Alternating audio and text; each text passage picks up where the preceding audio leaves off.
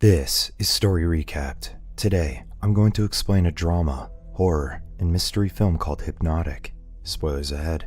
Watch out, and take care. In an office building at night, a frightened young woman named Andrea leaves a message for Detective Wade Rollins, telling him that someone is still following her. Andrea hurries to the elevator while constantly looking over her shoulder. She hesitantly enters the elevator and watches the floor numbers as it goes down. Suddenly, her phone rings. Thinking that it's a detective, Andrea answers it. Instead, a male voice tells her, "This is how the world ends." Just as he hangs up, the elevator shakes to a stop. Andrea screams for help and tries to pry the doors open. A high-pitched sound echoes as the walls close in, trapping her inside. One evening, Jen arrives at a housewarming party for her friend Gina. However, Gina explains that there was a mix-up and her husband invited Jen's ex-fiancé. Unwilling to back down, Jen still attends the party. There, she awkwardly sits alone and spots her ex-fiancé, Brian. Gina's husband, Scott, apologizes, claiming that he thought Jen wasn't attending the party, so he invited Brian instead. Gina then introduces Jen to her therapist, Dr. Colin Mead.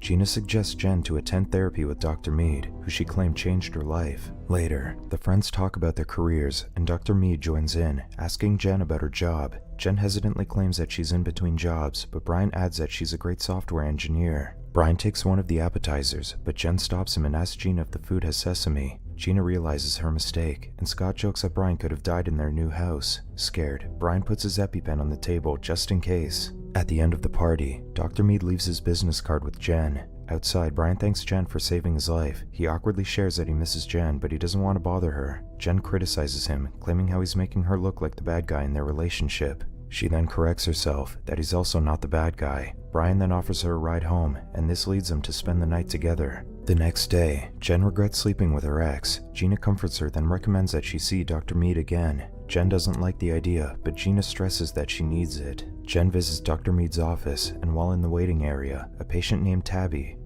walks by and shares how she used to have severe OCD, but Dr. Mead fixed her. She promises that the therapist will also help her. During her session, Jen shares how she doesn't feel motivated to do anything. Dr. Mead explains that bad habits have a root cause and asks Jen what could be hers. When she dodges the question, Dr. Mead asks about her and Brian. Jen shares that she and Brian met in college. She then reveals that she was pregnant when they were engaged, but she lost the baby. After the tragedy, they grew apart. Dr. Mead suddenly recommends hypnotherapy, but Jen refuses to give up control over herself. Dr. Mead assures her that she will remain in control of her subconscious, and the process will help her recover from trauma. To convince her, he asks what she wants. Jen simply answers that she wants to be happy. Later, Dr. Mead performs hypnotherapy on Jen. She watches the light wane in and out as the therapist instructs her to relax. Once she's relaxed, he tells her to imagine herself in a beautiful forest. After the session, Jen is stunned to see that it lasted an hour when it only felt like 3 minutes. Jen doesn't remember what happened, but Dr. Mead is optimistic about their session.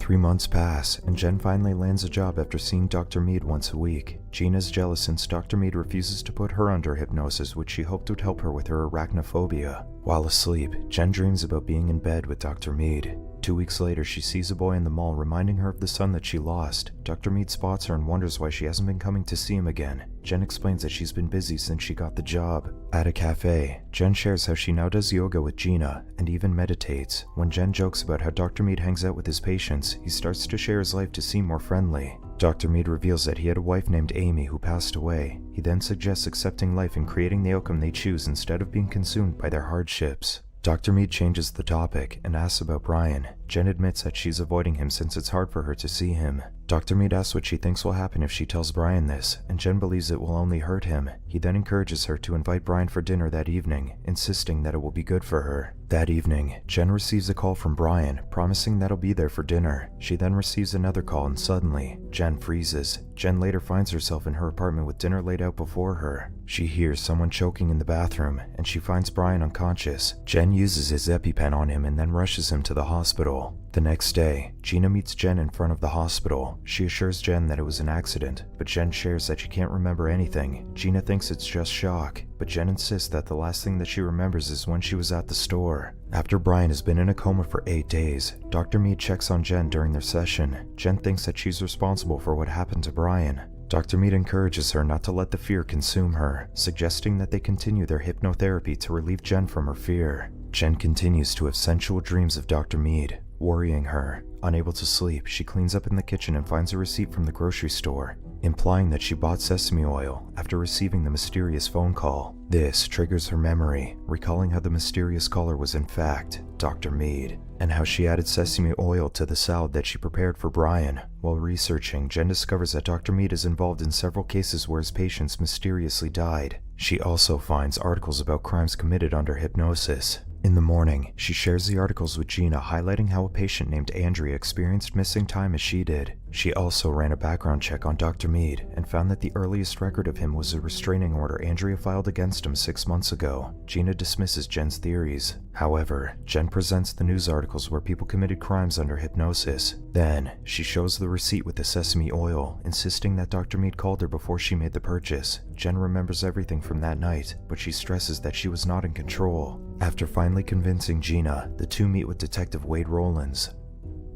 to ask about Andrea. They disclose that they're also Dr. Mead's patients, and strange things have been happening with Jen. Rollins immediately deduces that Jen went under hypnosis with Dr. Mead, which she confirms. He tells them that Dr. Mead was questioned about Andrea's death, but they got nothing from him. Rollins wanted to investigate further, but was ordered to stand down. He shows them Andrea's case file and the security footage when Andrea picked up the phone. While in the elevator, Rollins believes that Andrea had a heart attack due to extreme fear of whatever she saw in the elevator. Upon leaving the station, Gina revealed that she recently underwent hypnosis with Dr. Mead. She's now worried that Dr. Mead might do something, and Jen promises that they'll figure it out. Jen makes a last-minute appointment with Dr. Mead. She secretly starts recording on her phone just as Tabby leaves, looking afraid. Jen lies that she's been having anxiety over Brian's situation, so she has to be hypnotized to calm her down.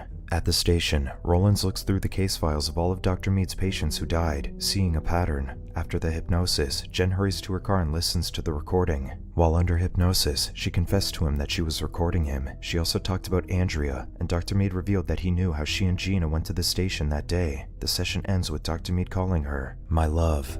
Later that day, Gina drives with Scott to meet with clients. Jen calls her and instructs her to return to the house. However, their call gets disconnected, and another number calls Gina. She picks it up, and it's Dr. Mead telling her, "This is how the world ends." Gina freezes in fear, seeing a spider on her lap. She begs Scott to remove the spider, but he doesn't see it. Gina speeds the car in panic as the spider crawls to her neck, leading the car to collide with the truck. Jen arrives at the scene and screams in grief. Rollins visits Dr. Mead in his office and announces that Gina and Scott are dead. Rollins interrogates him about Gina while he sneaks one of Dr. Mead's cocktail spoons in his pocket. Rollins notes that all of Dr. Mead's patients who underwent hypnotherapy share physical characteristics, except for Gina. Dr. Mead dodges the notion and offers Rollins to fix his insomnia, but the detective just leaves. Later, Rollins visits Jen. Jen confesses to recording Dr. Mead and that he knew that they were investigating him. Rollins points out that Dr. Mead never put Gina under hypnosis until Jen started asking questions, but stresses that it wasn't her fault. He mentions running Dr. Mead's prints using the cocktail spoon, hoping that it will lead them to some answers. When Rollins leaves, Jen finds that he left Andrea's case file on her table. Someone knocks on the door, and Jen answers, thinking that it's Rollins. Instead, it's Dr. Mead. Jen immediately tries to close the door, but he overpowers her. When he orders her to stop, she freezes. Dr. Mead questions why she doesn't trust him, stressing that he only helped her get what she wanted. He claims that Brian and Gina were just in the way of her dreams, and promises that he'll also take care of Rollins. He assures Jen that he's doing all of this for her, claiming that his actions are romantic. Dr. Mead hovers over her, nearly touching her but pulls away. Before leaving, he tells Jen to relax, and she suddenly falls to the floor. Jen quickly locks the door and calls Rollins, but he doesn't answer. Rollins arrives at his apartment and charges his phone, and while having dinner, Rollins hears movement in his apartment. He checks the rooms but finds nothing out of place. He returns to his dinner, not noticing someone climbing out of his kitchen cabinet. Suddenly, Tabby stabs Rollins. He defends himself, but the woman relentlessly attacks him. He picks up a box and slams it over her head, ending Tabby's life. The next day, Jen visits Rollins in the hospital, who worries that he can't report his suspicions on Dr. Mead yet, learning that the police sometimes use hypnosis on witnesses to help them recall information. Jen suggests putting her under hypnosis with a hypnotist to make a statement about Dr. Mead. Rollins, however, doesn't think it will be enough for a murder case against him. Jen is scared of what Dr. Mead intends to do with her, so she begs Rollins to let her try. Jen plays a recording to the police's hypnotist, Dr. Stella Graham. Jen admits that she no longer trusts hypnotists, but Dr. Graham assures her that she will only check what her subconscious knows about Dr. Mead. As soon as they begin, Jen starts to choke, and Dr. Graham struggles to wake her up. Jen recalls Dr. Mead talking about his mother, Dr. Sullivan. She sees a house and remembers being there with Dr. Mead. While enjoying dinner, he gave her a gold bracelet with the date, March 6th, engraved on it. Finally, Jen wakes up. Dr. Graham is shocked, deducing that Dr. Mead implanted a failsafe on her in case someone else hypnotized her. Because of this, she cannot confirm how many hypnotic suggestions he placed on Jen, which could be triggered in various ways. Upon learning that the day is March 6th, Jen decides to go to the house in her vision. Before she does, Dr. Graham suggests planting a counter trigger in her mind to keep her safe from Dr. Mead. Jen then arrives home and researches the house and about Dr. Sullivan, whom she learns was a hypnotist and who participated in Project MK Ultra. Jen shares the information with Rollins, declaring that she will be visiting Dr. Sullivan. Rollins discourages her from doing so since it could be dangerous, but she goes anyway. Jen arrives at the house in her visions and rings the doorbell, but no one answers. Nonetheless, she enters the house and looks around. There, she finds a photo of Dr. Mead with his late wife, Amy. Seeing how she resembles herself and the other patients, Dr. Mead suddenly greets her and reveals that Dr. Sullivan was his father. He then puts Jen to sleep. At the hospital, Rollins receives a report that Dr. Mead's fingerprints match that of Julian Sullivan's. He calls Jen to warn her, but she doesn't answer. Jen suddenly wakes up in Dr. Mead's office. She immediately calls Rollins and tells him where she is, but Dr. Mead is nowhere. Rollins hurries to her while Jen searches for a weapon. She finds a letter opener just as Dr. Mead arrives. He tells her to take a seat, and she complies. Outside, the police raid the building to Dr. Mead's office. Meanwhile, Dr. Mead shares how Jen reminded him of Amy when he met her. He confesses that the other patients also resembled Amy, but not as close as Jen does. Finally, the police reach the door and prepare to break it open. Just then, Dr. Mead tells Jen to wake up. Jen suddenly wakes back up in the house with Dr. Mead, and the police find the office empty. Rollins tells them to check on Sullivan's address, figuring that it's where Jen is. Dr. Mead paints her nails as Jen can't do anything but shed a tear. She recognizes the room, realizing that Dr. Mead implanted his memories of Amy in her mind. Dr. Mead is trying to recreate Amy using Jen. When she calls him insane, he pulls her hair and insists that he isn't. He continues putting makeup on her, claiming that he and Jen share wounds of lost loved ones and they can bring each other comfort. He then puts the gold bracelet on Jen, revealing that today is his and Amy's anniversary. With everything set, Dr. Mead leans in for a kiss, but gets distracted when Rollins enters the house. The sound of the door breaks Jen from hypnosis momentarily, but Dr. Mead commands her to hold onto the bed railings while he takes care of Rollins. Jen yells for Rollins, telling him that Dr. Mead left and that she's trapped. Rollins finds the room, but it's locked.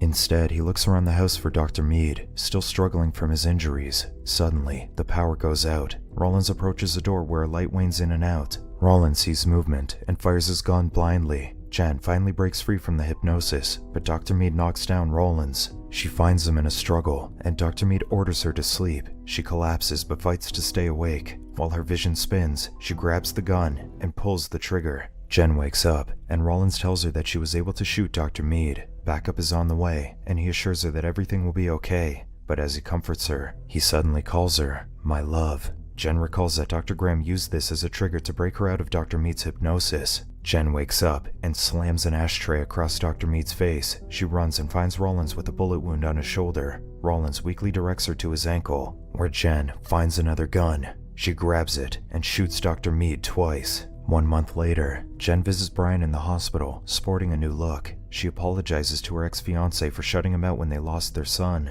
She then visits Rollins, who has received a promotion after the Dr. Mead case. Jen thanks him, and he hands her a gift. After leaving the station, Jen opens the gift and laughs at the hypnosis CD.